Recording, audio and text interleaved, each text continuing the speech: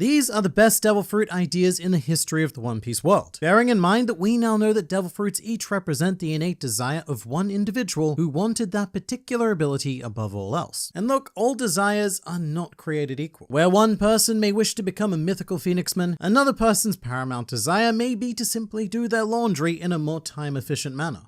To each their own. However, to some, much more than others. Because here are history's best devil fruit ideas and the phenomenally lucky individuals who got to make use of them. And to kick things off, you know what they say. When life closes a door, a horned cow assassin man will appear and open another. It's not a great saying because the assassin part implies that said life is now probably over. However, this is a damn fine devil fruit regardless. In fact, I think that the Dowa Dowa no Mi is a strong contender for the most underrated power in the entire history of fictional fruit. It's a very simple concept as well. The Dowa Dowa no Mi allows its user to create the aforementioned doors anywhere they want. Through these doors, the user gains access to a pocket dimension where they can elect where to exit back into reality. Thinking about it, it's a devil fruit that more or less grants Luffy's ultimate dream of freedom because you can basically go anywhere. And you don't even need to be Luffy because this fruit is useful to everyone across the full spectrum from Shanks to Junkyard Shanks. Although neither of them are great examples because one very strict requirement of opening doors is the possession of an arm to do the opening. But I just love the simplicity and creativity of it. It's not the most powerful devil fruit, but like honestly, a lot of the most powerful devil fruits are just plain boring. Like, oh, I can make a lot of fire, go me, aren't I a clever fire fruit man? But it takes a true visionary to see the potential of doors. Stepping into Logia Town now, and it's become rather unpleasant after new neighbor Blackbeard moved in and started letting his horse defecate on our front lawn. However, he did come equipped with an insidiously genius devil fruit, the Yami Yami no Mi. Described as sinister with a foul-tasting texture, Blackbeard serves as the primary antagonist of One Piece. And this is one of the best ideas because it's just so meta. Not to be confused with Facebook's meta, which is still one of the worst ideas. But POV, you're the Yami Yami guy. You see all of these people using magical fruit powers and your response is, F all of those guys because I want the power to cancel out their powers.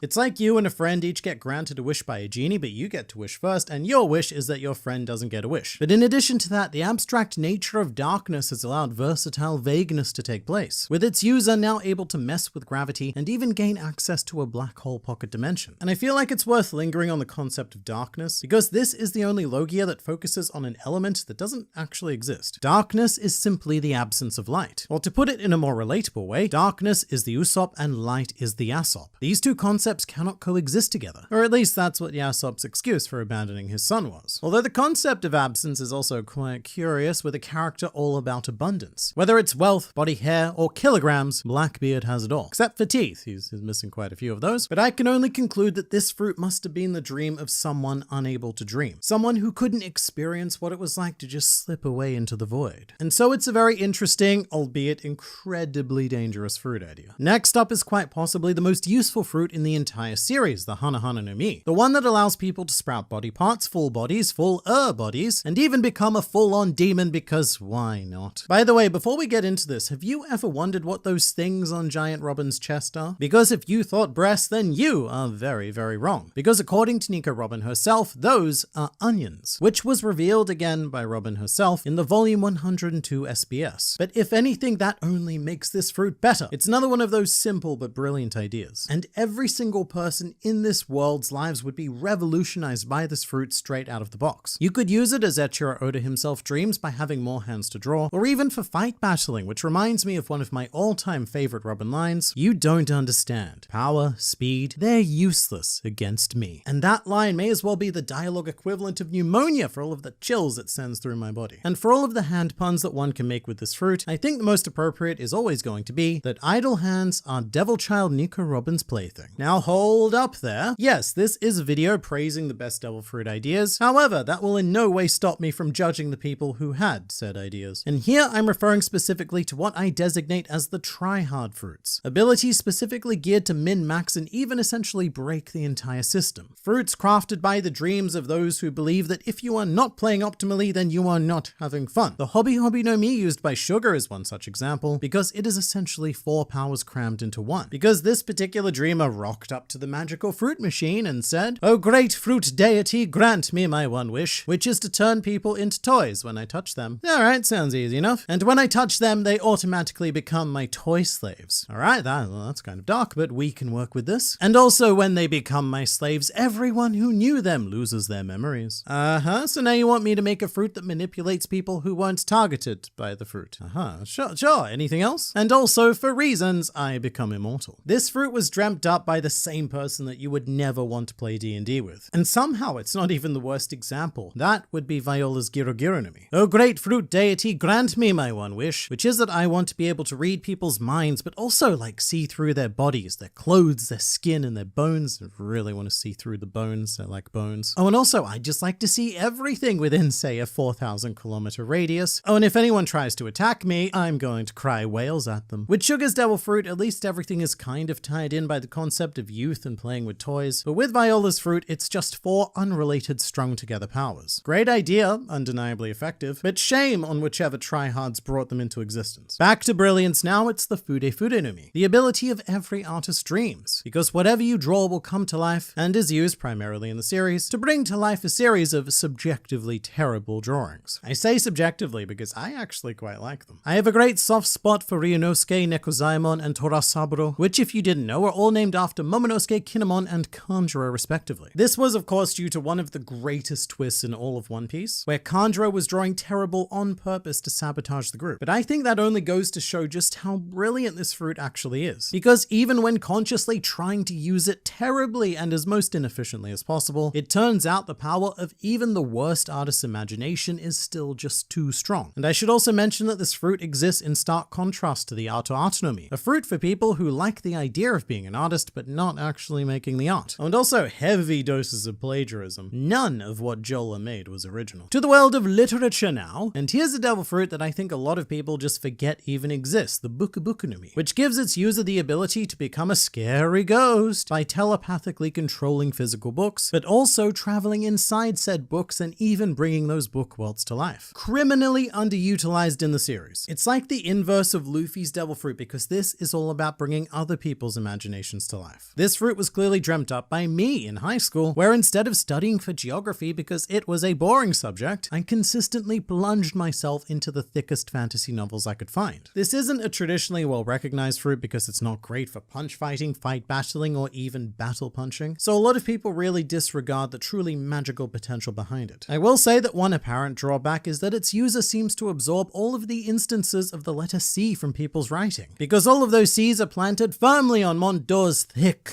behind. Again though, such a great idea and absolutely perfect for the more introverted among us. However, one idea took introversion to an even more extreme level, and resulted in one of the most versatile, power, and popular devil fruits in all of the One Piece, being the Ope Ope no Mi. And this fruit was almost certainly dreamt up by someone with a very clear idea of personal space. And I believe it may actually serve as this world's first recorded case of social distancing. Because here's the idea. You see this circle? This is my circle. You can't step into my circle. And if you do, I reserve the right to govern all of your bodily functions, including whether or not your body actually continues to function. The one thing I can't quite reckon with yet is the perpetual youth surgery, because we have 2 potential options for why such thing exists. Either it was discovered by a later user of the fruit, someone a bit more creative and a lot more desperate than the original dreamer, who figured out a way to save someone close to them. That, or there's the slightly more tragic option, which is that the original creator's greatest desire was to find a cure for a certain disease, and the only way to get there was by developing the very specific abilities of the Ope Ope no Mi, which would have been incredibly selfless because that person would have knowingly forfeited their life. Otherwise, just imagine being the first person to discover that power. You know what? I think I could make you immortal. All I need to do is this and that, and whoops, I'm dead. Thanks a lot, magical fruit. And speaking of, we now have only 3 fruits left to examine. These are the best of the best when it comes to creativity, and I absolutely cannot wait to show you number 1, mostly because I think it may be a bit controversial, but it is undeniably the best idea. I mean, you can go ahead and try to deny it, but I'm just going to deny your denial. Meanwhile, here's a big old bear currently acting as the containment unit of the Nikyu Nikyu no Mi, one of the simplest possible ideas resulting in one of the most absurd suites of powers. What everything boils down to here is the desire to have super soft bouncy paws. These paws being so soft and bouncy that they can repel anything. Physical things like, say, rocks, and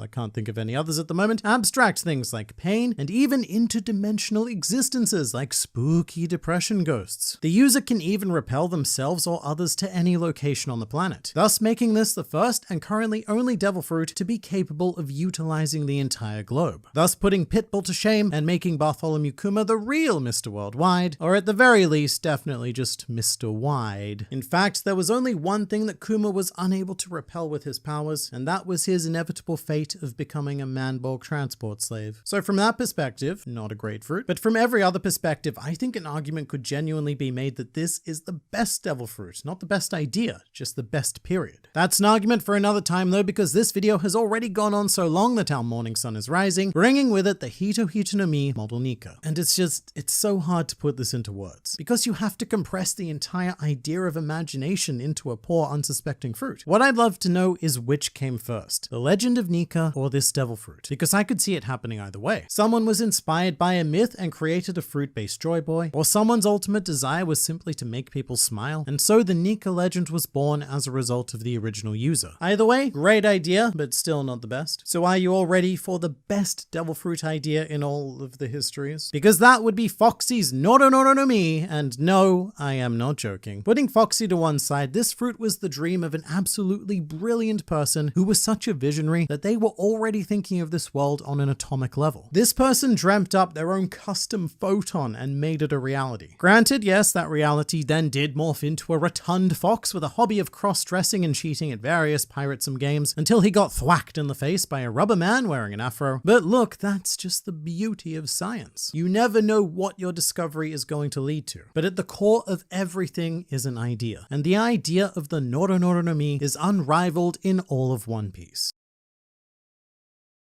Eiichiro Oda just dropped 5 new devil fruits, each with absolutely insane power, and some of which in the hands of absolutely insane people. In fact, I would say that 4 out of 5 of them aren't people that I'd particularly want to run into in a dark alleyway. And yes, I'm including Kuchaku in that group. I know that some of you would disagree and have commented en masse about your various preferences, so just know that yes, you have been heard, and yes, you have been ignored. Starting with Avalo Pizarro, he has the Shima Shima no Mi, or the Island fruit, the word Shima meaning island, although due to Rendaku, you may also encounter it as Jima, as in Sorajima, aka Sky Island. But this fruit is both fascinating and repetitive, because we have seen something very similar with Pika, however there are some massive differences. Pika had the Ishi Ishi no Mi, which allowed him to assimilate into and control stone specifically, so Pizarro's fruit seems like the direct superior to that, allowing him to control any substance as long as it's part of the island. And I guess what I find most interesting is the word island, because it's very specific but also very vague. For example, does Pizarro have to engage in what I am going to call a form of island monogamy, where he has to choose a single island to assimilate with? Or can he act as something of an island floozy and hop all across the Grand Line, assimilating with as many partners as he sees fit? Because if it's a second, then the designation of island doesn't really matter. In the world of One Piece, there are pretty much only islands, so Pizarro has the ability to merge with any kind of land. The one exception to that is the Red Line, which is the only continent on the One Piece planet, and semantically, I do wonder how that interacts with Pizarro's fruit, mostly because it would be pretty damn cool and pretty damn terrifying to see him literally become the Red Line. I'm imagining that scene in Attack on Titan where part of the wall falls and you just see Pizarro's face. But this fruit seems incredibly overpowered, not just in terms of like fight power, which is pretty overwhelming. Fighting an island is difficult, but more so for intelligence. With this fruit, Pizarro can merge with an island and discover all of its hidden secrets, like say a certain Wano. Pizarro could become one with the island and just instantly find Pluton, or maybe even merge with Laugh Tale and find the One Piece. Pizarro does have an interesting bonus ability where the island he merges with seems to become part of his body, or at least an extension of it in terms of feeling, because he knew where Kobe was because of like a tingling on his left nipple. I forget exactly what it was, but the idea of sensation isn't something that applied to Pika as far as we know. So it opens up the door of, does Pizarro feel pain when the island is damaged? Sort of like how Robin feels pain from the external limb she creates. But even if not, look, there is still some potential for things to get very awkward. Pizarro, mate, where are the escaped slaves? Well, you see, Captain, I'm not entirely sure, but I've got this weird feeling on my behind and oh no, they're up my butt. But with that in mind, I imagine the Garp's attack could have significantly damaged Pizarro. However, if it functions more similarly to Pika's, then this fruit is just insane. And I said this in the chapter review, but I am close to 100% certain that the only reason why this fruit exists at all is because Oda wanted to do something wacky and make the Hachinosu skull talk in a very cartoony way. Something I like about the Blackbeard pirates is that yes, they have this very sinister tint, but they are by and large just a group of wacky individuals just like the Straw Hats. And I guess the ultimate question is, does Pizarro still have a true body like Pika did in the stone, or does the island actually become his body? Because right now, given the sensations, I'm leaning towards the latter, which would be great because it means he can't be beaten in the same way that Pika was. But also, you just know that Zoro is going to see this power and go,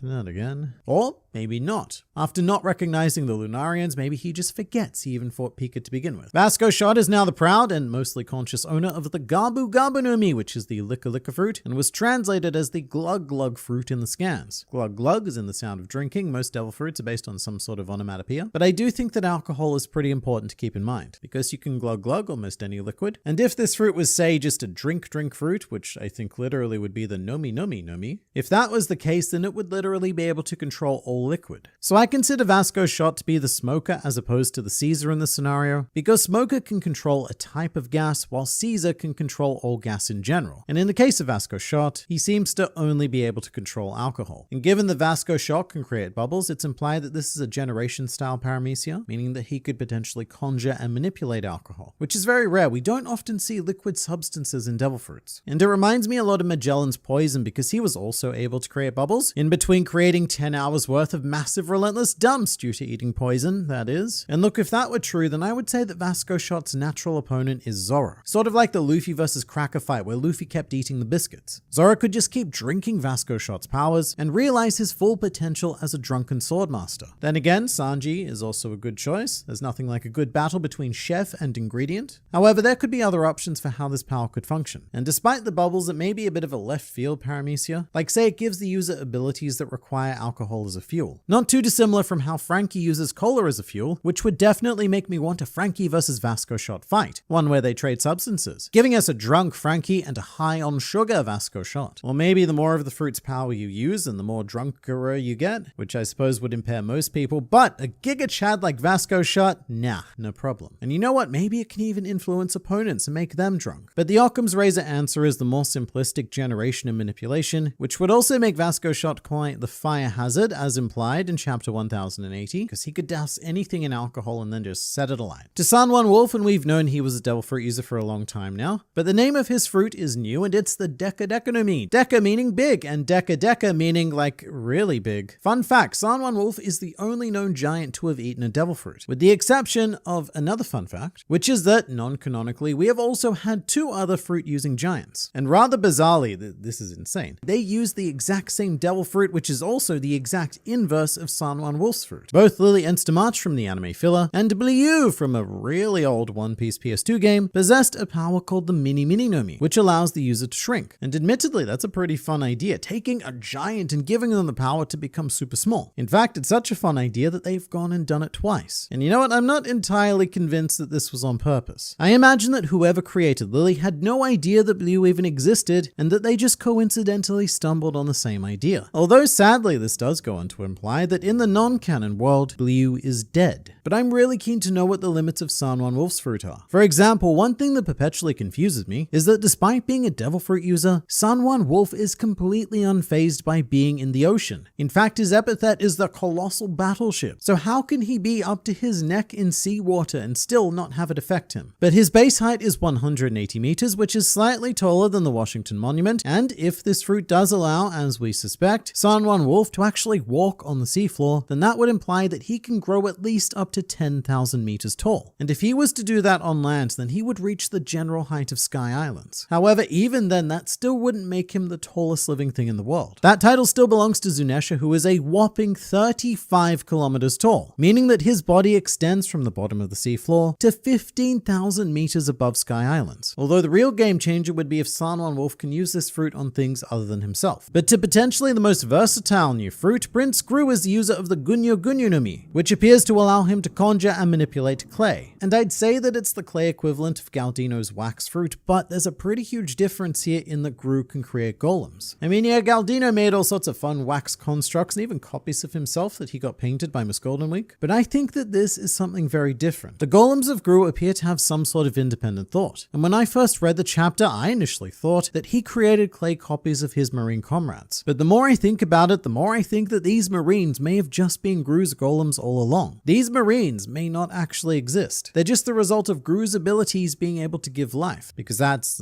what a golem is. Creatures brought to life from assorted elements. And we have seen life-giving powers in the past, specifically with Big Mom's soul abilities, but also even with stuff like Perona being able to create hollows that undertake her commands with a sense of self-agency. To be fair, I could be thinking about this a bit too deeply, because the problem here is that it's kind of like a Basil Hawkins style mystery. His devil fruit, theoretically, just creates and manipulates straw, and it's never explained how it functions with all of the voodoo stuff as well as all the cards, so we never actually found out whether that's a specific part of the fruit unlocked by imagination, or if it's just a completely separate magical power. When you think about it though, what Gru can do is create a series of budget Logia users, which is incredibly useful. And if it does end up being more along the lines of the wax fruit, then the potential for clay is limitless. But now we arrive at what I'm going to call the most interesting new devil fruit. Kuchaku's Muchi Muchi no Mi, or the Whip Whip fruit, is quite the fascinating existence that at first I thought was a variant on Diamante's flag fruit. Like the idea that Kuchaku can turn whatever object she touches into a whip. But then it became clear that we are dealing with a whole new subgenre of magical fruit, which I am going to label the BDSM class, because it allows Kuchaku to command objects by accusing them of being, quote, bad boys. And in a really weird way, this fruit may even exist as a direct counter to Avalo Pizarro's powers, because he can become an island, but Kuchaku could just potentially give him a bit of a smack and order him around. It's also implied that this fruit does work on people, because Kuchaku does, rather sensually, threaten the people who are watching her disciplining the building, which is a sentence that I don't think anyone has ever said prior to the existence of this chapter. And when it comes to people, I wonder if this fruit functions in a similar way to the Meru no Mi, the power of which directly correlates to the lust of the target. But it may be even more powerful than that, because Boa Hancock can't use her abilities on buildings. It also reminds me a bit of Suru's fruit, the Washu Washu no Mi, which allows her to clean evil from her targets, cleansing them from all sorts of impurity. So this whole family line has a bit of a manipulation factor going on. Big question though, what would happen if Sanji was faced with this fruit? Because really, he would follow Kuchaku's commands without the power manipulating him. So we could end up in an Usopp Perona scenario, whereby you can't take advantage of Sanji's thirst because he's already far too thirsty. I also think I'm starting to see a bit of a pattern happening here with Oda, and I am 90% sure that he is quite submissive, because at this point there are so many female characters with distinctly domination-focused abilities and personalities that I think Oda is taking some time in One Piece to do a little something for himself. Stuff like this is a breath of fresh air though, because after 4 years of Wano, I am conditioned to think of new Devil Fruit users quite specifically as new Zoan users, so it's really nice to get back into the world of weird, wacky Paramecia powers. And do let me know what your favorite new fruit ability is in the comments below.